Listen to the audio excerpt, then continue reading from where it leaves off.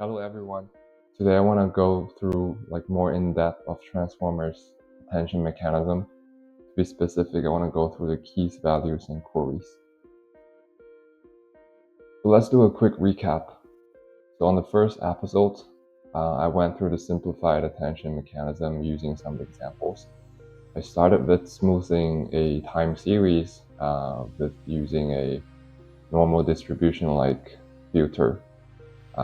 And then I moved the example from time series to natural language.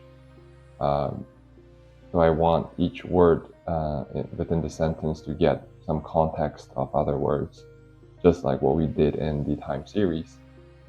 And I use the example of date is my favorite fruit. And V vector is the word embedding. And when after we go through the attention mechanism, we get a Y vectors. And Y has more context taken into consideration compared with V, including the position encoding that we went through on the second episode. So this is achieved by attention mechanism. And here is the attention mechanisms formula that's in the original paper. So now let's dive deeper into what actually happened to this formula. So this is still the recap. When we transform V to Y, we go through the dot product to get some weight, and then we normalize it so they sum up to 1, and then we apply the weight and reweigh V vector so we get Y1. And we did similar stuff for Y2 and Y through Y5. So let's modularize this a little bit so it's clearer. So this is a modularized view of the previous mathematical calculation. And this time I'm going to use a shorter example, which is I am Martin.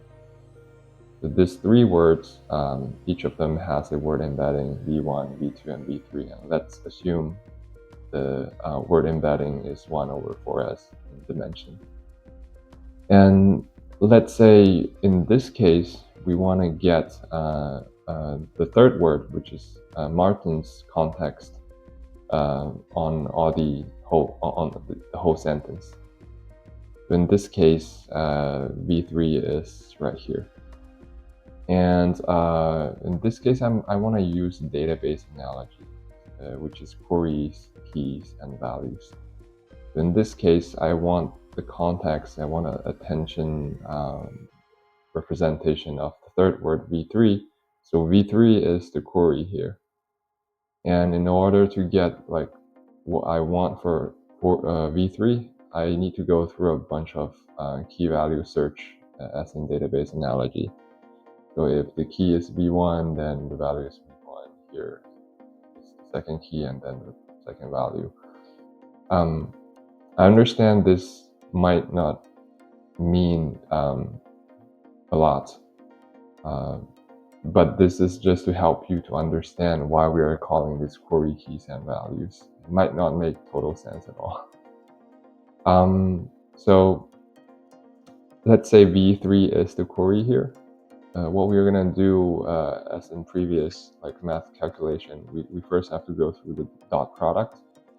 V1, V3 will get R1, V2, V3 will get R2, V3 will get R3, and those are three real value, which is like three numbers. And then we normalize those three numbers so the sum equals to 1, and this is the weight. And then we apply the weight and reweigh the whole V vector and get the Y3 here. And we can also go through similar operation to get V1 and Y1 and Y2. This is the contextualized attention representation of I and M. So this is the modularized view of the previous calculation.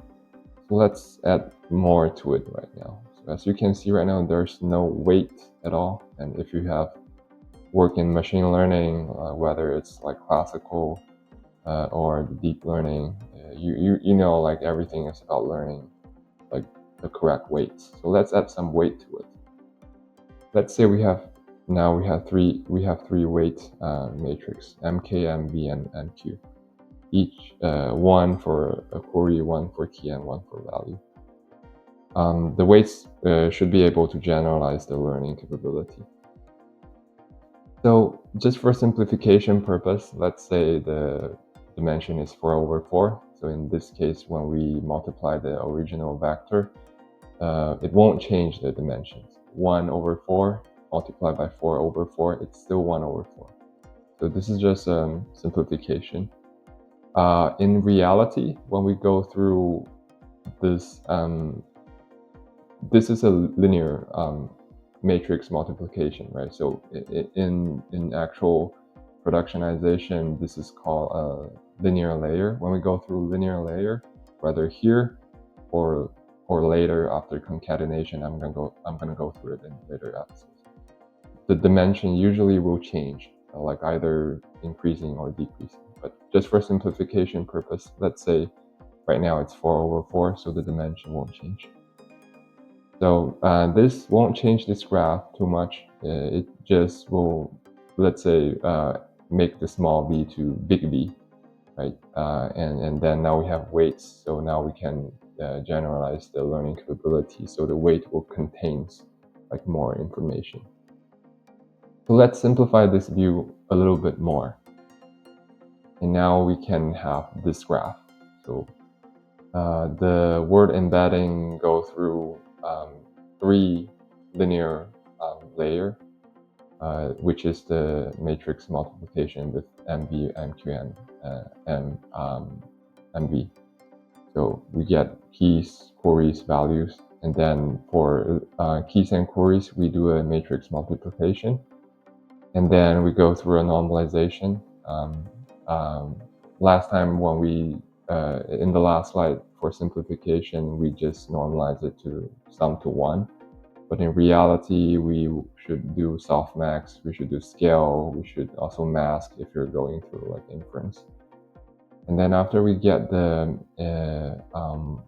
like attention scores, we do a like matrix multiplication with the values matrix.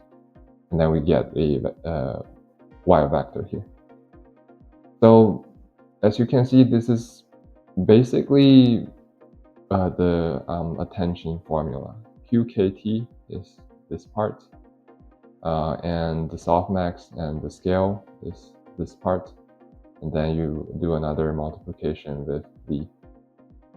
So this is a more detailed view of the whole attention block in the transformer paper. And as you can see, there are multiple attention blocks. And don't worry, I'm gonna go through all of them one by one in later episodes. But if you take a look into the attention block details, you can see there's linear layers for VKQ as we discussed, and then they all go through a dot product attention, which is the matrix multiplication, and then scale, and then mask for inference. In our case, we still haven't discussed this yet. And then go through softmax, and then matrix multiplication with V again. Afterwards, we're going to go through concatenation because it's multi-head, and we're going to go through linear layer to drop the dimension again. So for all those multi-head, concat, linear, I'm gonna go through it in later episodes. And for now, just make sure you have already understand this part. Also, not the mask. Mask I will also go through it later. So now we have went through the mathematical details of how we get the attention with K, Q, and V. There are left several questions. So first one is, why do we scale, right? Why are we scaling over this number here? The answer is the key query vector could be very large. So when we do dot product, it could be disproportionately large. And for that large number, when we do actual training, this can lead to vanishing gradients or exploding gradients that will hurt the training. So it's learning too fast or too slow. So if you want to learn more about these two concepts, you can Google it on your own. I'm not going to touch too much details here. Next one is why use this number to be specific as the scaling factor. So mean 0, variance 1, this is a typo, is standard normal distribution. And if we assume Q, K are decay dimensional vectors whose components are independent random variables that follow the standard normal distribution, their dot product will have a mean of 0 and variance of dk. So we want the distribution to be standard, so the variance should be equal to 1. So in this case, the values won't be too scattered. In order to get this variance, so we want to divide by this specific scaling factor. So this is the math reasoning behind it. The last one is why do we want to do softmax? This is pretty standard actually. So after the mathematical calculation, we get a bunch of attention scores, right? So we use softmax to transform the attention scores to a probability distribution that sums up to 1, which is very convenient for us during training. So now that I've answered all those 3 questions, hopefully this is clearer. And I promise in later episodes, I'm going to go through things that I haven't gone through, for example, multi-head, for example, mask, for example, linear layer, concat layer, feed forward, all those concepts in later episodes. Thank you, everyone. Hope this is helpful.